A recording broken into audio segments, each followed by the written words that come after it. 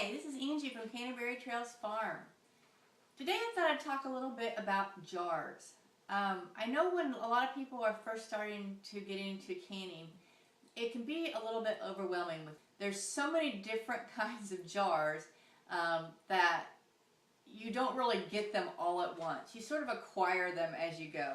So let's look at some of the jars that historically have come out.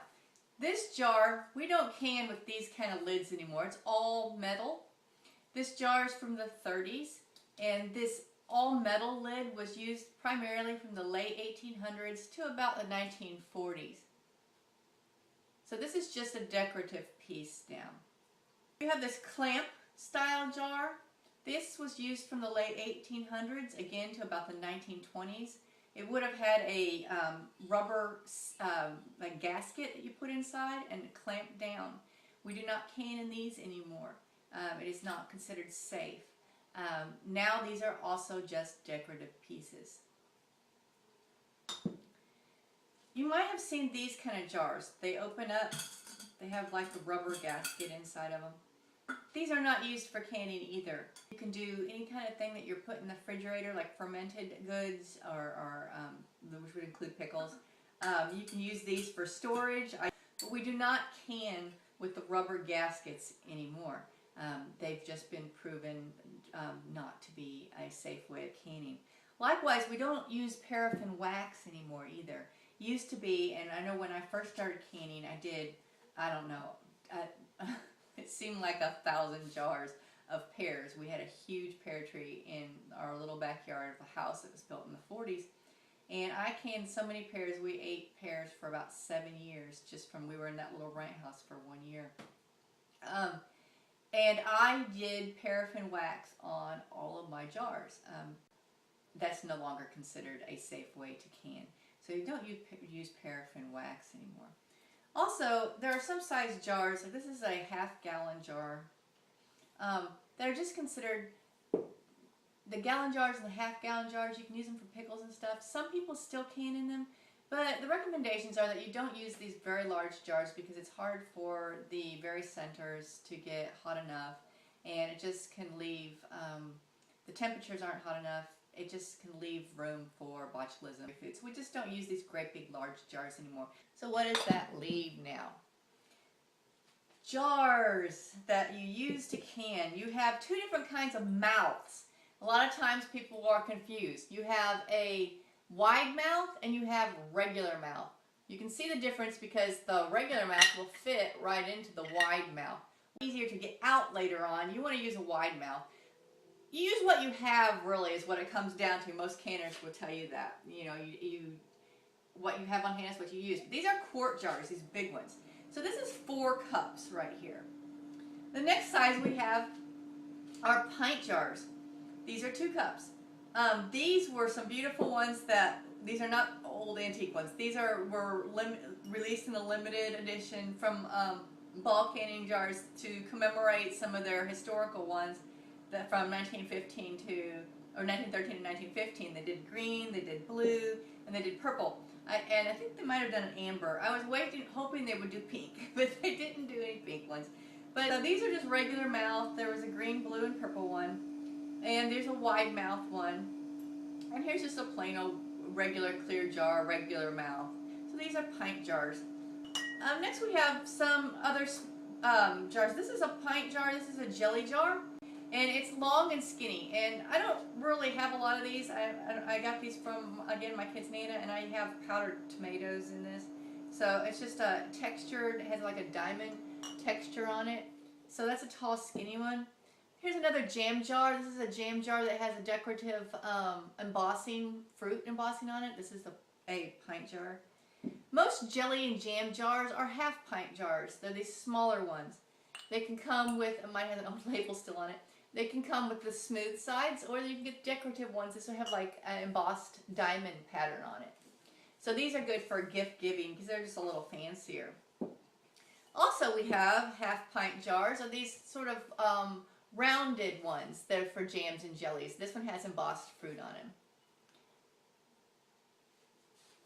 And then a new thing that has come out recently is a quarter pint. These are good for making samples, or if you're doing multiple different kinds of, like a gift basket of multiple different kinds of jam that you've done. They don't hold very much. I end up using them around the house to hold, I don't know, paper clips and stuff, because they just don't seem very effective as far as bulk canning like I do for my family.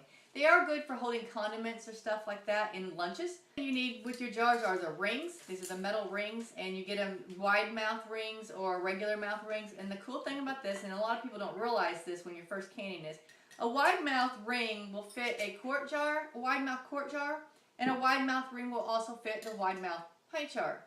So it doesn't matter, just the mouth is all that matters, not the size of the jar.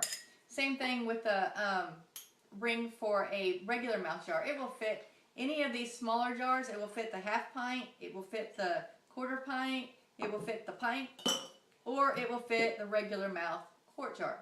So you're just going by the mouth, wide mouth, regular mouth. It doesn't matter the size of the jar. And then you have the lid inside. So you have like a two-part lid is what you have. You have a ring and then you have a lid. And your lids also come in wide mouth and regular mouth. They fit all the jars as long as they're wide or regular mouth. And these are the metal things. These are the part that you do not use again when you're canning. You can use your jars, you can use your rings over and over again, but these you only use one time when you're canning. Now I save the ones that don't have dents or anything, and I'll use them for dry storage or for using in the refrigerator as leftovers, and I just wash them. But once you've canned with them, you can't re-can with them. So they're a one-time canning only. The jars are varied and like I said, different colors, different patterns, a lot of times different companies. There's Kerr, there's Mason, there's Ball, there's Harvest. There's some other ones that most of them are subsidiaries of Ball or Mason or Kerr, and you just don't know that. I wouldn't probably buy cheap jars from, most of the time those are really designed more for crafting. You want to make sure you're not buying a jar that's intended for making, like a snow globe out of. Also, at a certain point, I have several jars that are from the 30s that I just don't use to can anymore. They've got like square bottoms. They'd probably do okay in a water bath canner. I just don't want to risk it. They're very old. They belong to my kid's great-grandmother, and I just use them for basically storing leftovers. So these are just some of the jars that are out there. It sounds complicated, but don't let it get complicated. Just hope this has solved some of the maybe questions you've had about your jars. Your rings are good until I check mine. This one had a little rust on it. As long as the ring isn't misshapen or dented, I mean, once in a while you get a ding or a dent in them. But as long as they screw evenly onto your jar and they're not misshapen or smushed or anything, you can reuse these. I have rings I've been using for 25 years or more, and I have rings that I inherited from my kid's Nana that are older. I do make decorative rings, like this one has a little plaid pattern on it, that you can buy for gift giving, that you can use them for regular canning if you want to. Sometimes I will buy them just to be pretty in my. They also make a complete metal lid decorative just for storage, not canning with. So I hope this has been informative, and I'm sure there's lots of stuff on the internet if you need to look at. I'll try to put up some close-up pictures for you too. So this has been Angie from Canterbury Trails Farm. Bye.